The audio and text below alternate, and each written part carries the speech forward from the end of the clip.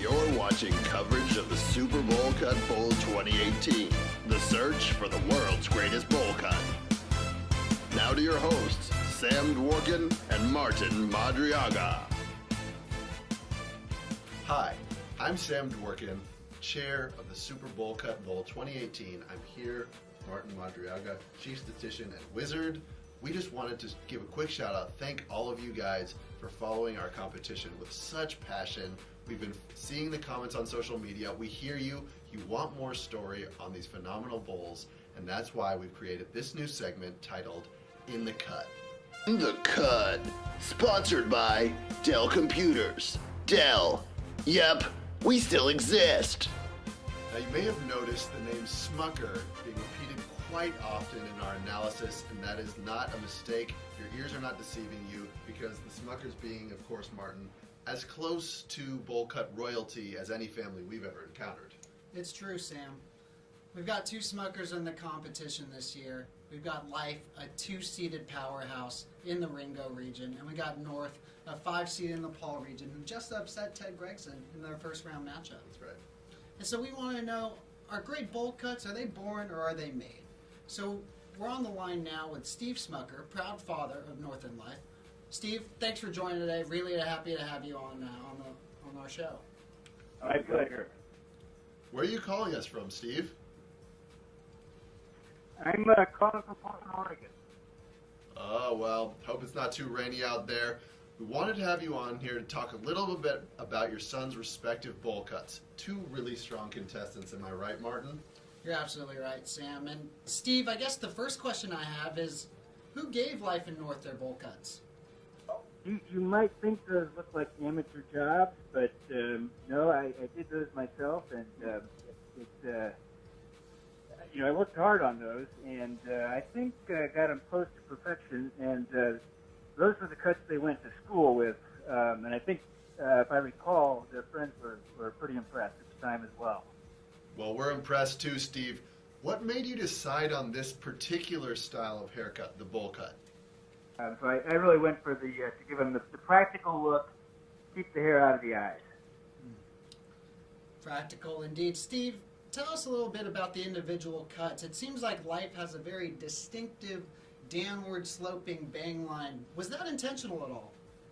Primary focus with Life's cut was to just make sure that at least there was a straight line. At the time I was doing that cut, I didn't realize that it sloped in that fashion. I thought it was more horizontal. It went across more straight.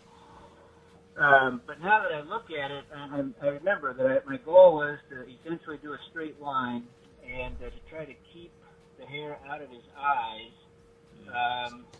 And I think I accomplished that.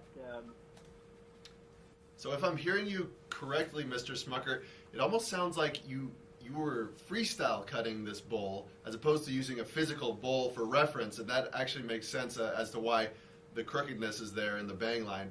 It ended up being a pretty powerful fashion statement, though, wouldn't you say, Martin? No, that's right, Sam. Necessity is certainly the mother of invention. Absolutely. Mr. Smucker, do you remember your boys' demeanor after you gave them these haircuts? Did it change at all? They both seemed to walk with a little more pride. I think that's because they knew that they were fashioning some really nice bowl cuts. And why wouldn't they be proud? Those are some of the sweetest bowl cuts we've ever seen. Mr. Smucker, I've just gotten word that the ladies used to say to your boys that they looked sweeter than Smucker's jelly. Can you confirm? I didn't know that people were saying that, but they sure do look sweet, don't they? No argument here, Mr. Smucker. We're all really big fans here at the Super Bowl Cup Bowl of your son's bowl cuts. But now we're coming to the tough, hard-hitting questions. In the event that both of your sons were to advance to the championship round, they would face off against one another. Let America know. If you had to choose just the bowl cuts, which one would you choose? Well, okay, let me think. I'm stalling for an answer here because when it gets down to it, I mean, how do you ever pick? You just say it's between the bowl cut and the bowl cut, but when it gets down to it, I think they both got great bowl cuts. Like I said before, I did say at the outset, if it comes down to those two, I would have to recuse myself. I could not pick a favorite. Fair enough, Mr. Smucker. We did try and get you with the question, but how about this? Let's talk about one of your sons, North. As we all know, he upset his first round opponent, Ted Gregson. But in the second round, he's going up against the number one seed in the region, Jen Chow. How do you think he's going to do? Jen Chow? Is that really her hair? You bring up a great point, Mr. Smucker, and many people have mentioned it on social media. We've talked about it here in the studio as well. It almost looks like she's wearing a beanie on her head, but that is, in fact, real human hair. That we can confirm. So, Mr. Smucker, how about this then? If you had to use one adjective to describe each of your son's bowl cuts, what would it be? So, let's start with North. One adjective for North's. Classic. No need to say much more about that one. How about Life's? I would describe as radical. It's a fair assessment. It's a modern take on a classic haircut. It's radical, it's trippy, it's a lot of fun. Mr. Smucker, can't thank you enough for joining us today. It's really been a pleasure. It truly has. Oh, keep up the good work, guys.